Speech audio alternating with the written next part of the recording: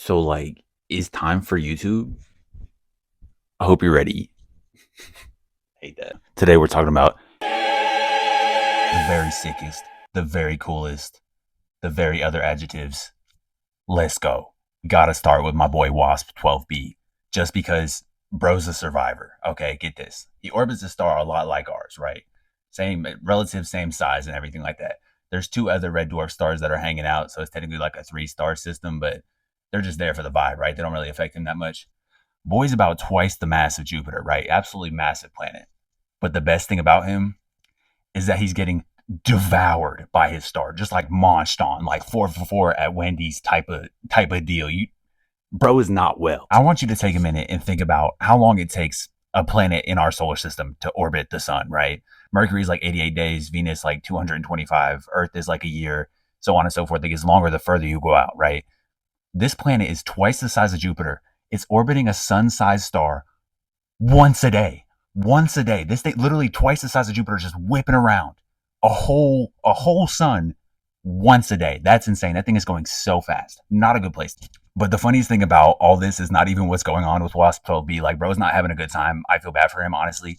But imagine being another planet in that solar system, or like orbiting the other two stars in that system, and you're watching that go down, and that's just like where you live, and you're like, you're equivalent of Earth. Like, you've lived there your whole life watching this star get eaten, whipping around the sun. That's rough. All right, next up we have to talk about our boy Kepler 22b. Maybe the GOAT. Maybe the coolest of all time. It was the first one that was ever discovered to be within the habitable zone of another star, right? Which is like a huge deal, because we're sitting here on Earth and we're like, wow, there might literally be a whole other Earth out there. There might be a bajillion of them. But anyways, at the time it was like, yeah, we have proof of this. Like, this might be a real deal. There might literally be another Earth. Major discovery. But then the more we learned about it, the cooler it got, because they might literally have a planet-wide ocean. Like, the entire planet might be covered in ocean. And it's 9 times the mass of the Earth, right? About like twice the radius.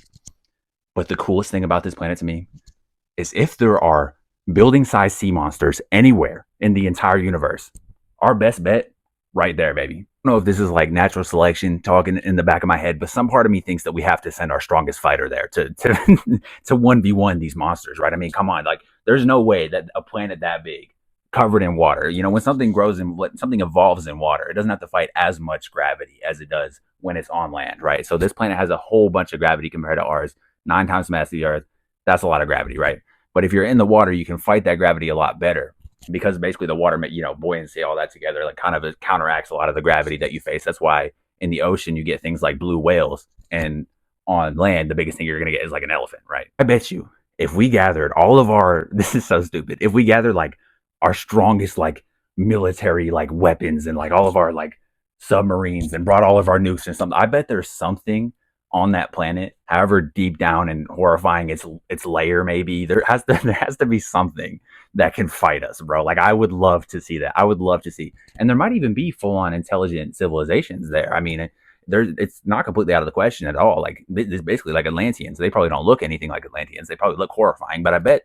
I mean, I don't bet, but there's a good chance. I mean, that there's probably something. I mean, it's been around just as long as we have.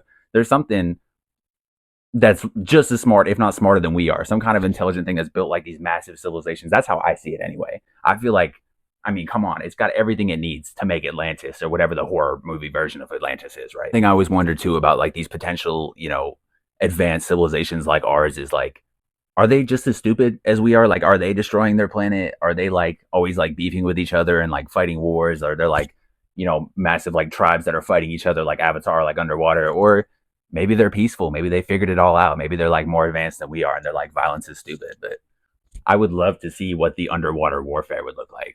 Maybe I'm just a dude. I don't know. All right, next up, it's time to talk about one of the most underrated systems of all, and that's Kepler 51. Okay. All right, Kepler 51 contains 4 planets, right? 3 of them are pretty big, kind of around the size of Jupiter, right? And as almost every single system will be labeled in letters, right? So the star is usually counts as A, right? So Kepler 51, the star is kind of like Kepler 51A. That's how you see it. And then from there, that's depending on how far away they are from the star, they get lettered like down the alphabet, right? So there's Kepler 51b, C, D, and E, right? E's kind of lame, like, compared to the other two. Like, I'm sure E's cool, but like not as big as the other ones. Kepler 51b, C, and D are all super puff planets, and they take up about as much space in space as Jupiter, right? Maybe like a little bit less. But they contain a lot less mass. So basically, they've like puffed out, right? That's why they're called super puffs. Like they're not dense enough to like contain themselves quite like Jupiter does. So they move outward like this. And when that goes on, it's been theorized that these planets kind of throw like crazy, like maybe like pastel pink colors, like pink, yellows, like kind of that kind of vibe, right? So they're probably gorgeous to look at. Not to mention the storms they got going on. Like imagine those close-up pictures of Jupiter that you've seen, I'm sure, before. If not, please go spend half an hour looking at them because they're beautiful. Imagine all those like close-up views of Jupiter, but it's these planets and you're seeing like pinks and purples and yellows and blues. Like, come on, bro. Like, come on. What more do you want? That's gorgeous. It's beautiful. I want to go there just to look at them. Even if there's not a rocky planet, I would spend years traveling just to sit there and just stare at them like an idiot, like forever. Like that would be so amazing. That would be life changing. Like, come on, but like, what else do you want? What else do you want? Right, next up, we got to talk about Hoth, or Ogle 2005 BLG 390 LB. A household name, to be sure. So easy to remember. Love that. Love the whole naming system. Like comparing that, what I just said, that I will not say again, to like Kepler 51b, Kepler 22b, even like TRES 1 2b, like those who was like, this is the best way to remember that. I would honestly like to meet them. But the reason I called this boy Hoth is because he's the closest thing we found to the planet from Star Wars, like the ice frozen snowy planet from Star Wars, right? Because basically it's an Earth-like planet. It's about twice the size of the Earth, about 6 times the mass. Takes about 10 years to orbit its star. So it's a lot further away from its star than we are from ours, which means it would be like frozen and like horrible and like not enjoyable to live on.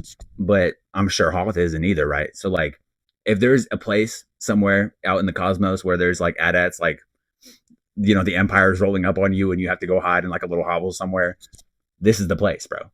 If you're trying to, I don't remember what they're called, the little, like, you know, the thing that like Han like used like Luke's lightsaber to like cut it open. What am I talking about? They like cut open the stomach of it and like climbed inside, like threw Luke in so he would feel warm.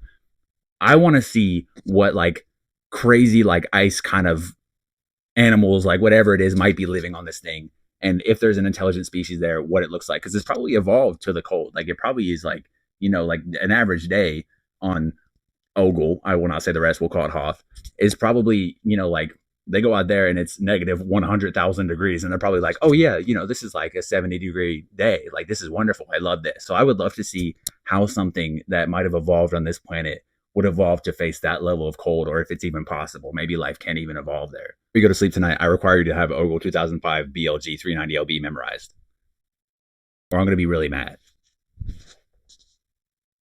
I'm just kidding. I had to read that off of my laptop behind the screen to even.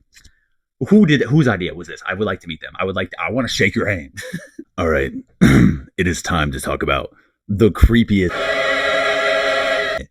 ever discovered. Like literally, this planet, the description for it on the NASA website says a world of eternal darkness.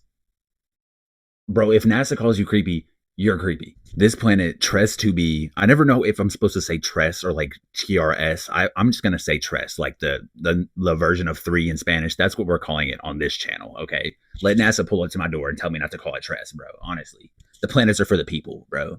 This planet is literally the darkest planet ever discovered. It's literally darker than coal, right?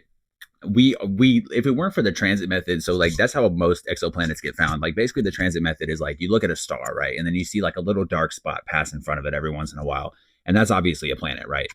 So if it weren't for the transit method, if you tried to like directly image this thing, if you tried to like point a telescope at it, we would have never found it, because it's literally darker than coal. It like doesn't reflect anything. Insane.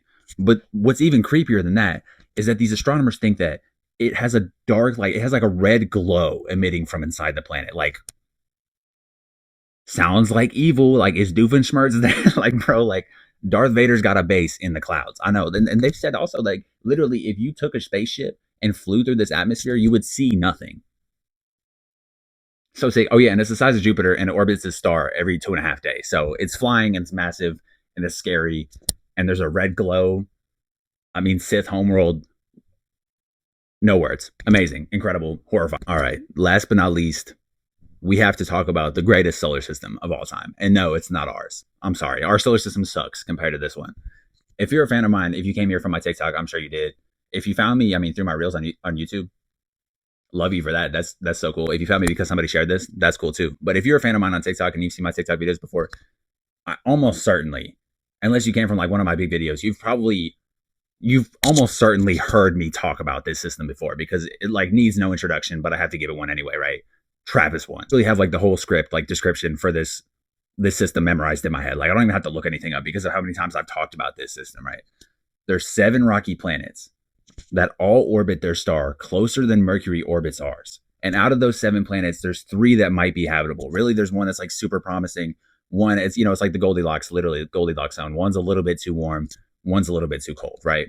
7 rocky planets all smushed together, orbiting a smaller star than Earth, closer than the orbit of Mercury.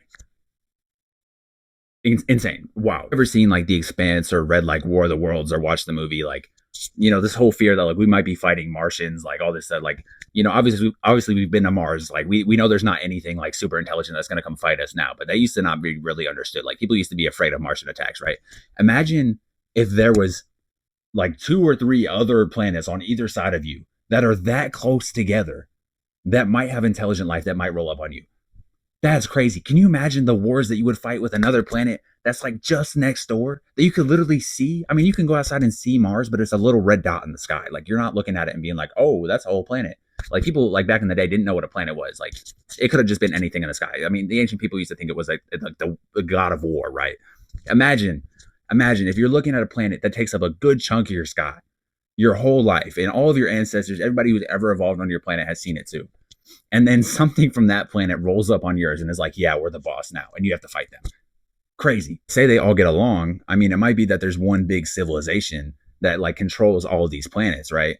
Because eventually, you know, enough time passes, somebody has to be in charge. Somebody has to run it all. Imagine like, oh yeah, it's too warm here. You go to like the next planet where it's like a little bit colder, right? Oh no, this doesn't feel good either. You go where it's like a little bit colder, or you go the other way around. I mean, the tourism in a place like this, if they've evolved past warfare and all this, it must be insane. It must be so crazy. And if you're on the furthest planet, which would not be probably habitable at all because it's right outside the habitable zone. If you're on, I think it's H. Hold on. It's H. I had to double check. If you're on TRAPPIST-1H, you could sit there and your sunsets, or like if you even have a sunset, it's been theorized that they might all be tidally locked. So like maybe one side of your planet is always facing the star. If you're on the wherever twilight is, if you're going there and you're looking, you would see basically 6 other planets all in the sky, like kind of like moving around together with each other. I mean, come on, it's got to be the greatest view in the whole galaxy. I mean, it might be the best view in the whole universe. Like, I cannot imagine what that looks like. I mean, I can't imagine because people have made artist renditions of it. Obviously, how can you not? But like, bro, it makes Earth seem so stupid, doesn't it? Like, I'm grateful for Earth. I'm happy everything we have here, but like, come on. The only thing I don't like about the solar system is that it's 40 light years away.